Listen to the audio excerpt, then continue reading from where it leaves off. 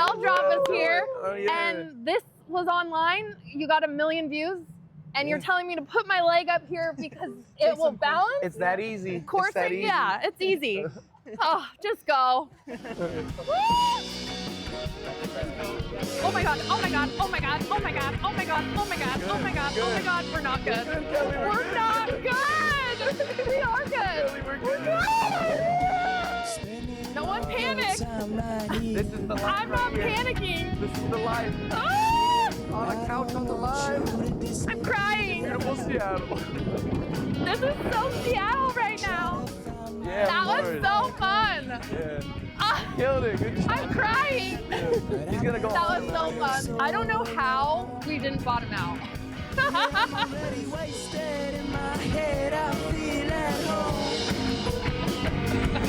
Have you ever heard of an exoskeleton? It is a remarkable device. It hooks onto your legs and it provides mechanical support that can make you faster and stronger. You can use this to walk, to jog, to run, hike, bike, even go skiing.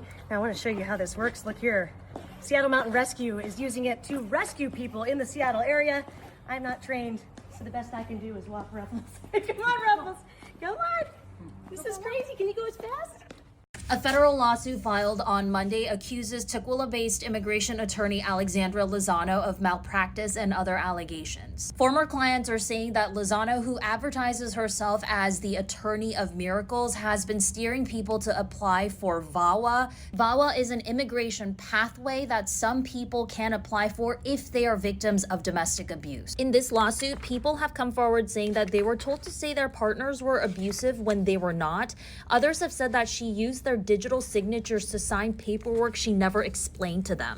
Today, we spoke to the two attorneys who are filing this lawsuit against her, and they say that many of their clients have now lost their only chance to stay in the United States legally because of these botched applications. We also uncovered a historical pattern that's coming up in part 2. This is part 2 of our story on immigration attorney Alexandra Lozano. Months ago, I filed a public records request with the Attorney General's office that showed a similar pattern going back years. In this complaint from 2021, a woman wrote that her husband was encouraged to apply for VAWA, quote, even though we never mentioned abuse or problems in our relationship.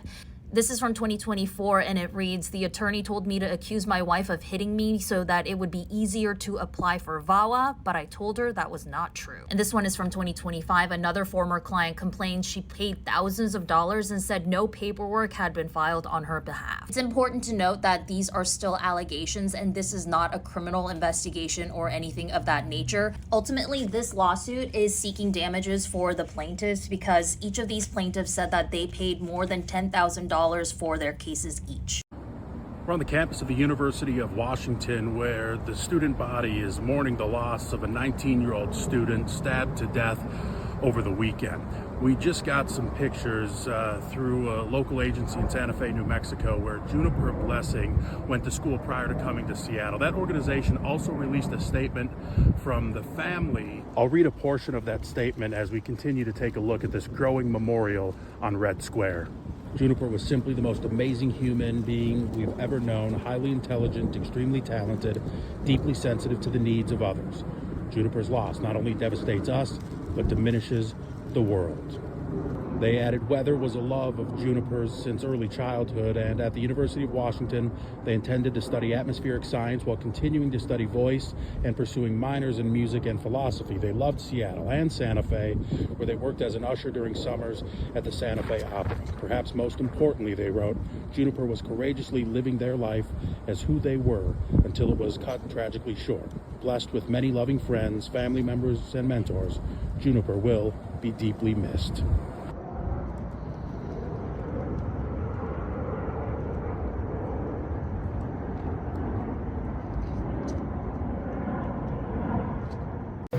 We are in Seattle's Capitol Hill neighborhood in an incredible venue known as Chop House Row. They have transformed this historic property, and this is going to be the place to be this weekend, May 16th and 17th. I'm always about an inaugural event, and they are throwing the first ever Pike Pine Social. It's part block party, part fashion show. They're going to have food demos. They're going to have hair demos. There's going to be pets here, you name it. There's even a DJ and a dance party, although that part's supposed to be secret, so don't tell anybody. But make sure you do show up here for what is going to be an incredible weekend. They are going to take full advantage of this super unique space. The old metal catwalk is actually going to play the part of the catwalk for the fashion show. Don't miss it. It's my favorite kind of event. Attendance is free. All you have to pay is attention. Pike Pine Social going down right here at Chop House Row this weekend. All right, this is a safe place. You can admit it.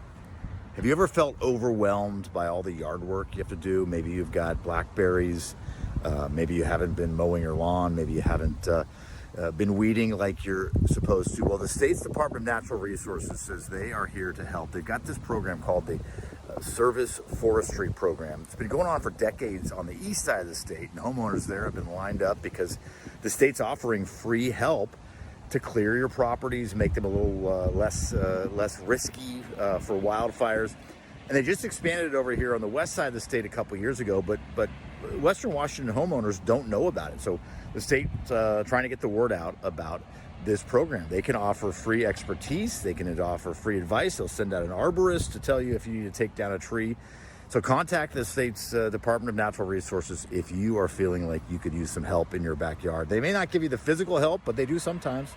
But at the very least, they'll tell you how to get rid of those blackberries. They killed America's national symbol for profit. A wildlife trafficking operation was secretly killing bald and golden eagles and then selling their feathers and body parts on the black market. A Washington man actually admitted to killing eagles on and around Montana's Flathead Indian Reservation as part of a years-long criminal operation. A co-conspirator in Texas pleaded guilty to then buying the illegal eagle parts and having them shipped directly to his home. So this wasn't a mistake, according to investigators. They say this was an organized wildlife crime, profit-driven, coordinated, and illegal. But U.S. Fish and Wildlife Service law enforcement and their partners uncovered this operation. They followed the money, they then built the case, and then brought these traffickers to justice.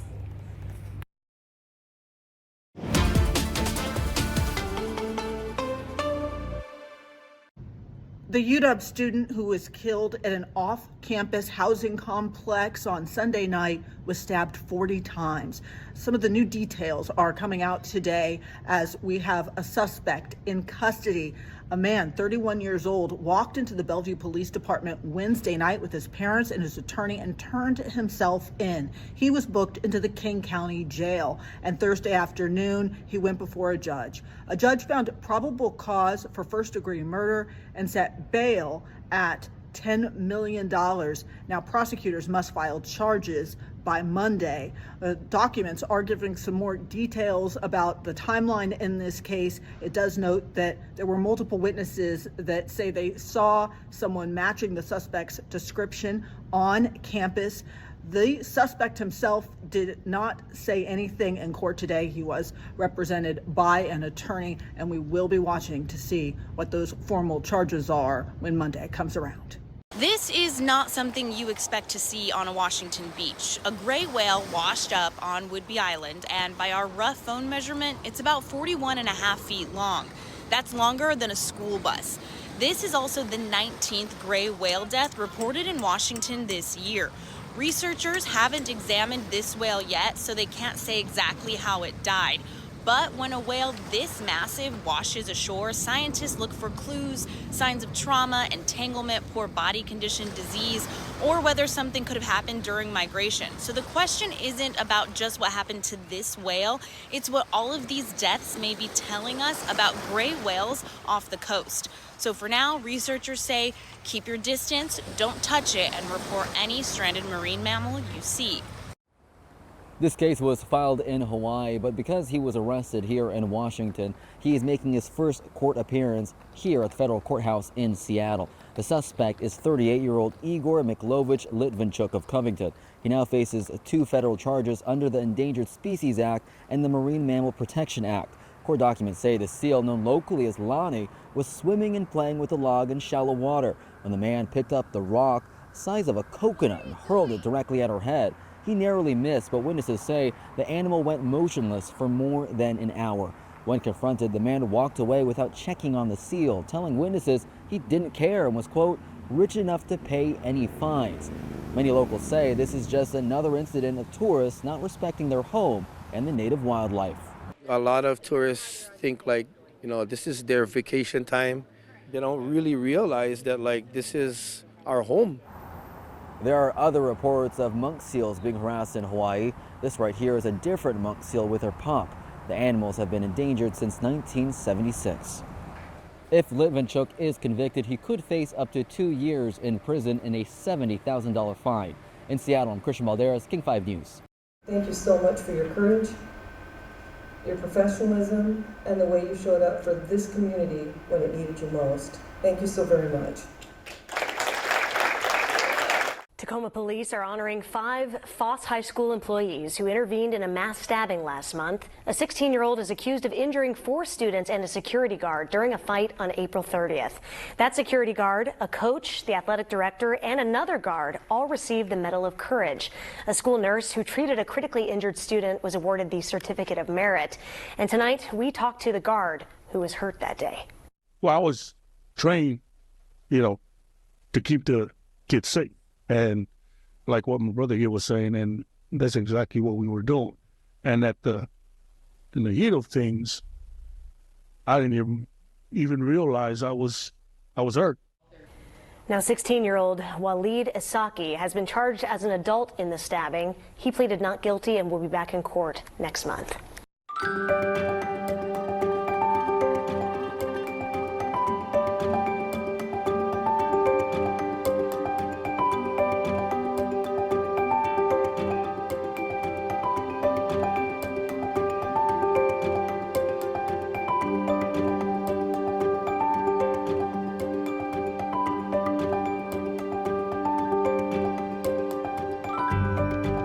Light rail service, let's talk about that. To Seattle's Ballard neighborhood, it is in jeopardy tonight as Sound Transit tries to close a $34 billion budget gap.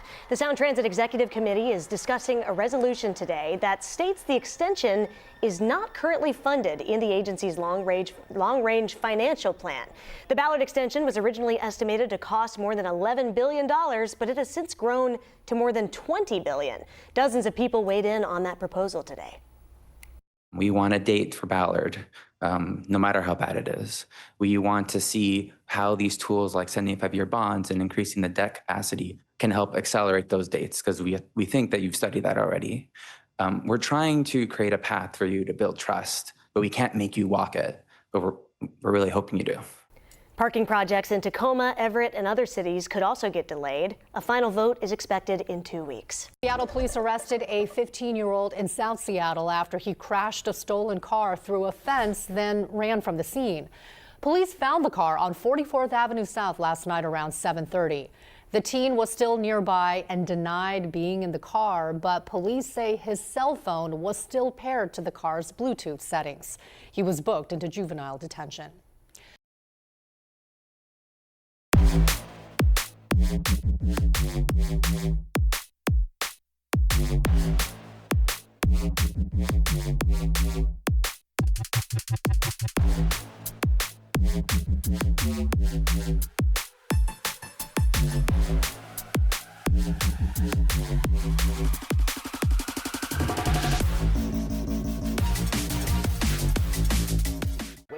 Is recalling more than 3,700 vehicles due to a software glitch that could cause the vehicles to drive into flooded roadways. The issue came to light last month after an unoccupied Waymo drove into a flooded road in Texas at about 40 miles an hour. Until that update rolls out, Waymo says it will refine when and where vehicles can go during times when roads may be flooded. This is, as I said, a generational agreement that strikes a balance between the needs of fish, the environment, flood protection, and our state's clean energy future. We can continue to produce clean, carbon-free energy while also safeguarding cultural and natural resources. This agreement is about the quality of life, improving the quality of life, not just for us, not just for our river, but for everybody, including Seattle, because we know that we're doing the right thing.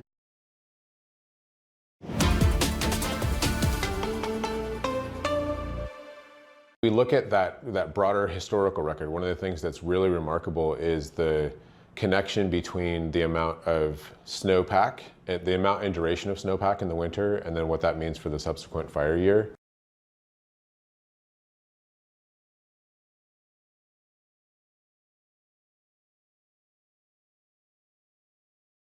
Suffice to say, this has been a fairly low snowpack year, which is part of the reason for concern that this might be a more active than normal fire year. From the early 1980s to the year 2000, there was one year that exceeded 6 million acres in total area burned in the US. And since the year 2000, in a 25-year period, there's now been 15 years that have exceeded 6 million acres. Another gray whale has washed ashore, this time on Whidbey Island. The Cascadia Research Collective says it was reported just this morning, and a viewer took this video of the whale floating in the water near North Sunset Beach. The Island County Sheriff's Office says NOAA's Marine Mammal Stranding Network will be evaluating the situation. If the whale is confirmed dead, it would become the 19th gray whale found dead in Washington this year, and that would break the annual state record. We think these guys have pocketed over $2 million this year alone, and these scams just tracking the money. They try to string this out as long as they can to put as much pressure to keep drawing more money out of these people. Just really want to encourage people to do their homework. You know, if you're approached like this unsolicited, that should be your first red flag. If they're putting a lot of pressure on you, that's another red flag.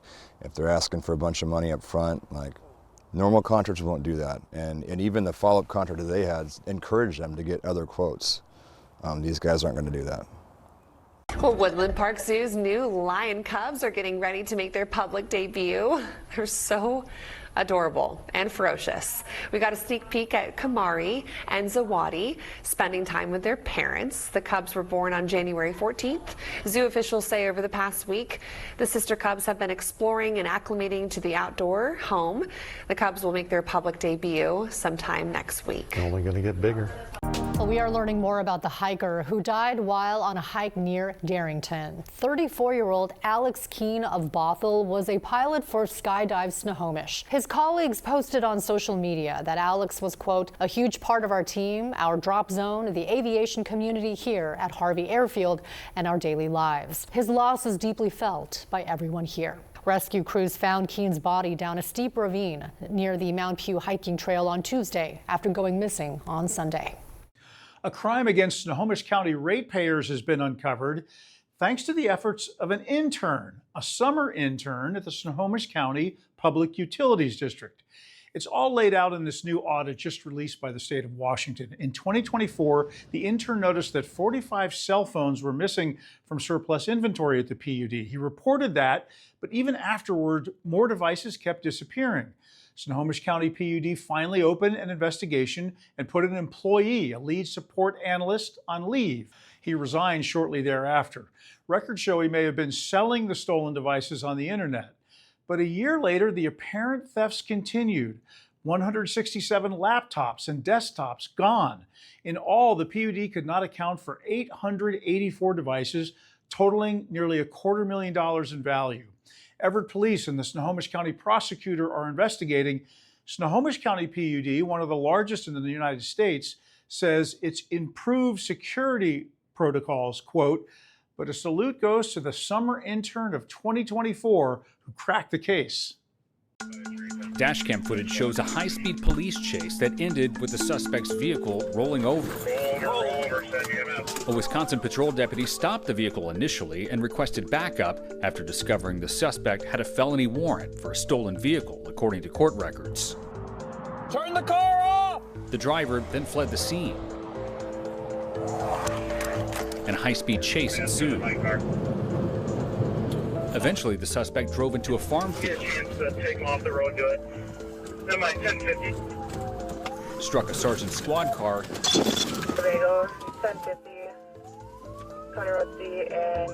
and attempted to flee back onto the roadway,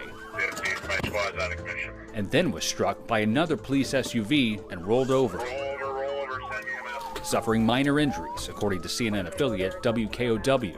The 24-year-old suspect had evaded police in 2 separate chases in recent weeks, according to police, and is now being held on charges including fleeing, reckless endangerment, resisting an officer, and drug possession. He remains in jail on $35,000 bond, and the district attorney's office tells CNN a public defender has not yet been assigned to him.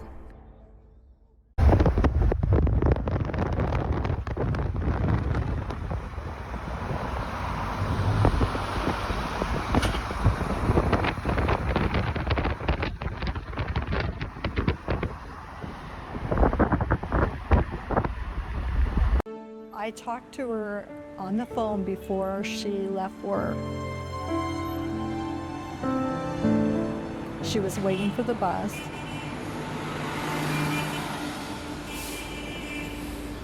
At her desk, and she called. All we know is that she did get home.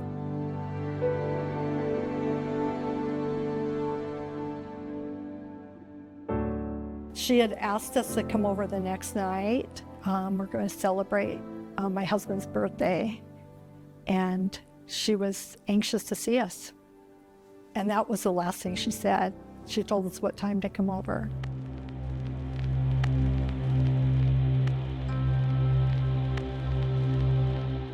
We believe she actually got into her residence, set the keys down, grabbed the mail from the front door, set it down, went out to let the dog in, and somewhere in that time period, she disappeared.